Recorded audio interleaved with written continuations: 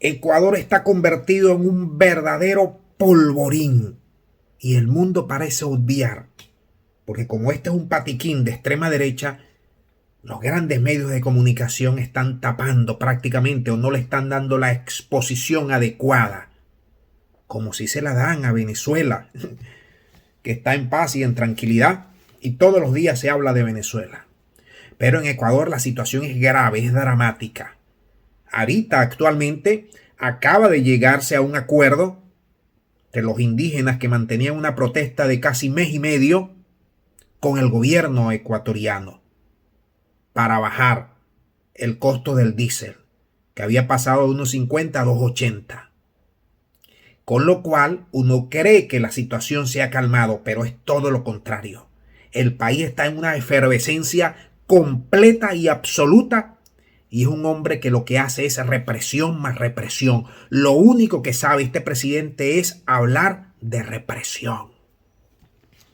Más de 100 heridos, más de 80, 90 detenidos de manera arbitraria por la vía forzosa, fallecidos. Y ahora se suman los estudiantes. Los estudiantes que están siendo criminalizados, que están siendo bombardeados prácticamente y que están siendo detenidos a mansalva, se han sumado a esta estela de protestas en el país, precisamente buscando seguridad, buscando respeto a los derechos humanos y buscando estabilidad que había prometido este señor, y que ya van más de 6,000 personas eliminadas en lo que va de año, y si se mantiene esa tendencia estaría el Ecuador acercándose a los 10,000, una suma sin precedentes en su historia. El año más violento fue con 8,000 eliminados por el tema de la violencia, 8,000 que fue en el 23, y todos los números indican, pese a que el señorito que gobierna no quiere colocar los números allí en lisa, todo parece indicar que va a traspasar los 9,000, 10,000 personas fallecidas por vía violenta. Pero esto no es todo. Hace pocos días, un carro cargado explotó. Y allí hubo más de 30 heridos, hubo un fallecido, lo que muestra claramente los índices desaforados de violencia que no puede contener este señorito, que está, ya sabemos, ligados a ustedes saben a qué. Ustedes lo saben. Pero eso no es todo. Eso no es todo. Este hombre, desde que asumió la presidencia, para que ustedes tengan una idea de lo que está pasando en ese país, este hombre no ha dejado de meter toques de excepción, toques de queda, estado de excepción de manera permanente. Ya van casi un año en más de 10 provincias gobernadas con toque de excepción o con estado de conmoción, con toque de alerta, estado de conmoción, reduciendo a cero prácticamente las garantías constitucionales, gobernando con el garrote. Y los medios de comunicación a nivel mundial ni se dan por enterado. Lógicamente, este es de su patiquín, este es un gringuito. No hay duda que este hombre obedece a los intereses del imperio y de los adláteres, quienes lo protegen a través de sus grandes músculos financieros y sus grandes músculos mediáticos y sus algoritmos.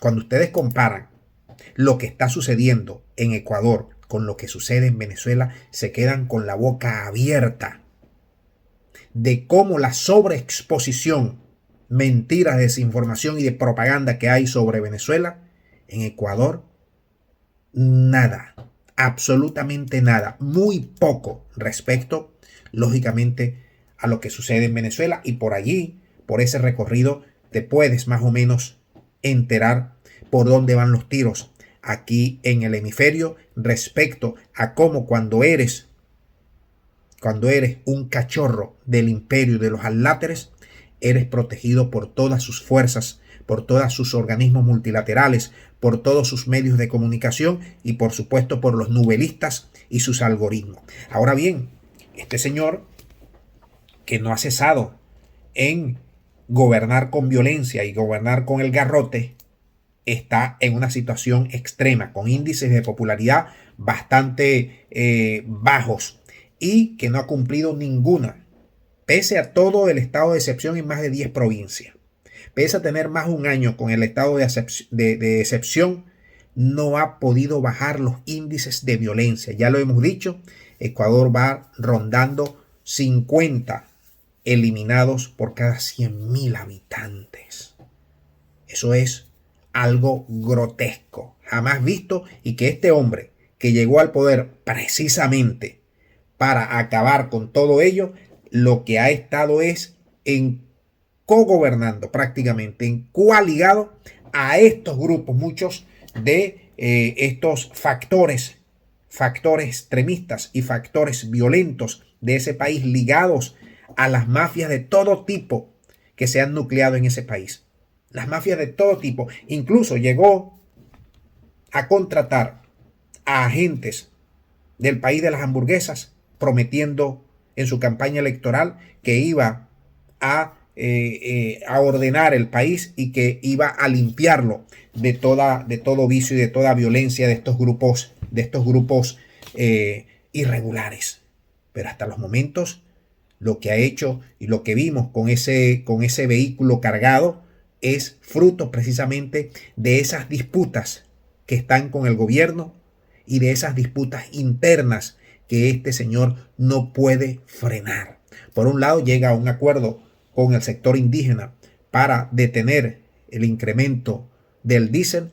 Por el otro lado, se levantan las universidades. Por el otro lado, la gente está pidiendo cambio porque la vida se ha hecho muy costosa y desde el punto de vista económico ya no se puede. Y por otro lado también ese conflicto prácticamente armado que ha sumido al país en una violencia extrema jamás visto en los últimos 50 años y que este señor prometió eliminar y ha hecho poco, inventando cosas como que lo quieren liquidar, como que le lanzan atentados y cosas por el estilo, y ya la población está más que cansada de sus salidas y de gobernar con extremos sin pararle